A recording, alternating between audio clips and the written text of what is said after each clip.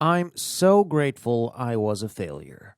I'm so grateful it's taken me 14 years of mistakes to get to this place in my career. I'm so grateful that each book I've written has done a little bit better than the last, but none of them has been an overnight success. My writing career, much like my entrepreneurial career, is a snowball rolling downhill. It's only recently that the mass has picked up enough speed to make the ground shake.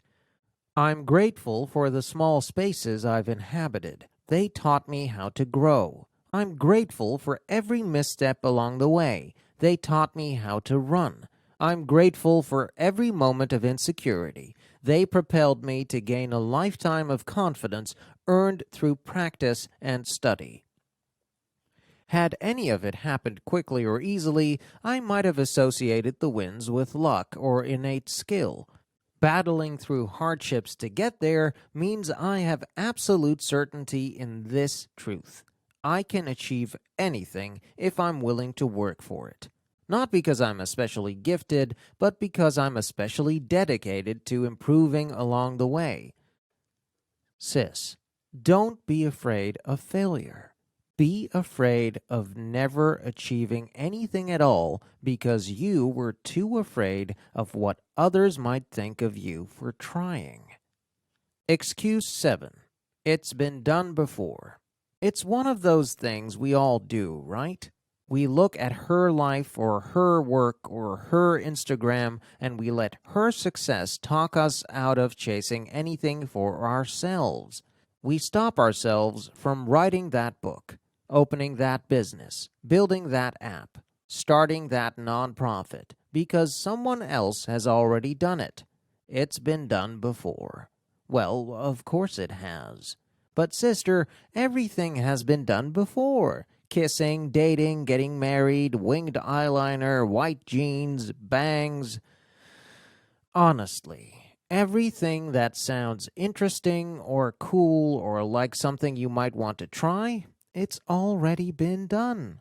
So why is it that we don't let that deter us in any other scenario except pursuing something big? Because we need an excuse. Please note, I didn't call this section of the book legitimate obstacles to get around. I called it excuses to let go of. The fact that someone has already done the thing you're dreaming of shouldn't be a deterrent. It should be a sign that you're onto something. Dang, look at Susie, already making rainbow doilies on Etsy. Just proves that it's fulfilling and fun to make and sell crafts online. What's that? Your cousin Emily is already killing it in that direct sales jewelry company. Oh, I guess that means it really is an incredible place to build community and a side income. But instead of seeing other people's success or creativity as a good thing, as a sign that pursuing something more for your life has value, you decide that it's a competition and you'd rather not try at all in case you're not as good as she is. Sure, this is partly about feeling like you're not enough, but it's also about the unhealthy game of comparison. One of the messages I get all the time from women is, I loved your book and I'd love to be an author, but I could never write like you do. Or, I've always wanted to do public speaking, but I'm not as good as you are. Girls, stop comparing your beginning with my middle, or anyone else's for that matter. What you're reading right now is my 8th book, and I'm not saying it's Pulitzer material, but it's light years away from my first in terms of skill. Have you ever looked at my Instagram feed and thought it was pretty? Scroll back a couple of years, just for funsies, and see what it looked like when I was just figuring out my personal style or how to not look like a robot in photos. Go look at the blog, too. Some of those original posts are doozies. You think I'm a good public speaker? Please go peep on my old YouTube videos where I'm speaking at MOPS groups and at the local senior citizen home. I kid you not. I intentionally keep the older content in my feeds and on my website because if you ever fall down an internet rabbit hole some night and find some of my original work, I want you to see the progress. I did not wake up like this. And that person you're comparing yourself to, neither did they. You stop yourself from trying because you think it's already been done. Well, of course it has, but it hasn't been done by you. There's a great Chinese proverb that says, the best time to plant a tree was 20 years ago. The second best time is now. You can keep talking yourself out of the thing you're hoping for, or you can decide that your dream is more powerful than your excuse.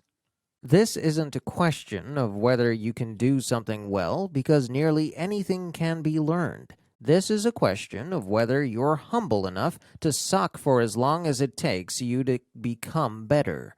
The ability to write well or speak well or do photography or dance or any old thing at all, those are learned and improved over time. But you're never going to get to the place where you become good or better or best if you won't even put your shoes on the starting blocks.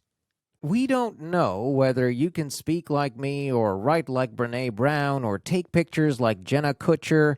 Sister, we can't determine when you'll cross the finish line because you won't even let yourself show up for the race.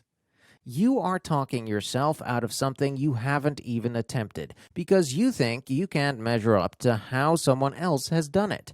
But this particular excuse is not about your skill. This excuse is about your fear. There are all sorts of different ways this type of fear manifests.